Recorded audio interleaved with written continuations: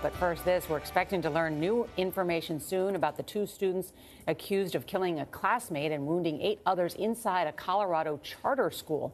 18-year-old Kendrick Castillo died in the attack inside STEM School Highlands Ranch. Now, witnesses say he was shot trying to stop one of the shooters. 2 of the wounded students are reported in serious condition. Police identified one suspect as 18-year-old Devin Erickson. The other, who is legally underage, has not been named.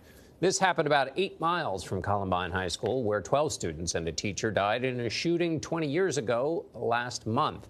David Begnaud is near STEM School Highlands Ranch, just south of Denver. David, good morning. John, good morning. When the first call came into 911, it was taking a while to get information about exactly what was happening. That's the front door of the school behind me, and we're told there's heavy security. In fact, we had a crew here last November who said they had to go through a metal detector when they went into the school. So how was this gunman able to get in with a weapon? Things were actually happening fast. The first shot was fired. The first call to 911 was made. A deputy arrived on scene within 2 minutes, and students became heroes as they engaged the gunman, who was their own classmate.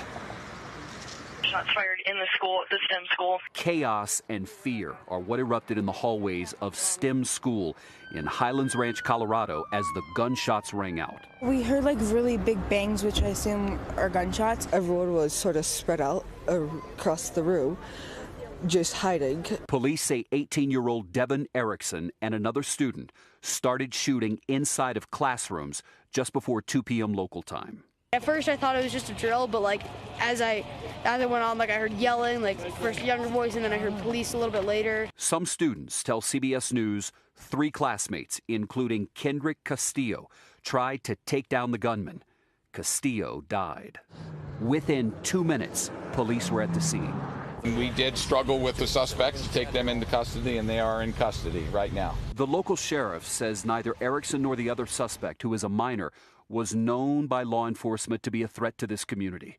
Police searched Erickson's home yesterday, and they towed a vehicle away from this garage. High school student Michael Schwartz claims that Erickson did, in the past, talk about causing a lot of harm and sadness. I always thought he was just messing around and stuff, but sometimes he did hint at it here and there. Love you, son. Parents were frantic, and they were reunited with their children at a nearby rec center after students were eventually evacuated. Fernando Montoya says his son was shot 3 times, but he was released from the hospital yesterday. He says his son saw the shooting as it happened. All of a sudden, a guy pulled I believe a pistol, I'm not sure, out of like guitar case and start to shoot. While hundreds of kids began running for safety, there were heroes who emerged from the houses nearby. The kids were running away from the school, and there were several police officers running toward the school. Rocco DeChalk lives just a few houses from the school. He says he helped a student who was wounded in the grass near his home. He had a friend with him. His friend was applying pressure to his back where he was shot. DeChalk took the student inside his home, bandaged him, and waited for an ambulance to arrive.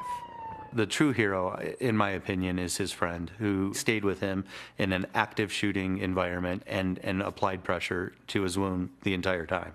He is truly a hero. Local sheriff agrees with that. He told us yesterday, I fear this may have been much worse had my deputies not gotten here sooner and had the students not gotten involved. Listen, STEM is a school that focuses on science, technology, engineering, and math. There are about 1,800 kids who go here, and it goes from kindergarten to 12th grade. Gail, we haven't heard from the victim's family or the suspect's family, but I'll tell you this. Police removed a vehicle from the suspect's home yesterday, and in big old letters from the back of the car to the front, it read, F Society. Oh, boy, David, I'm not surprised. Thank you very much. It reminds me of a Steve Hartman report that he did for us after the Las Vegas shooting. It's now no longer shocking when we see these. Steve Hartman in his piece said, I'll never forget this, pray, mourn, repeat. We keep hearing this over and over again, and nothing changes. And you look at New Zealand with Jacinda at 38, the prime minister, Jacinda Ardern, changed the laws immediately and shut it down. Nothing changes. Well, I'm glad the training at least helped with the first responding and the other kids knowing what to do. And now the heroes becoming the story more in the aftermath of these than the forgotten shooter who will be lost.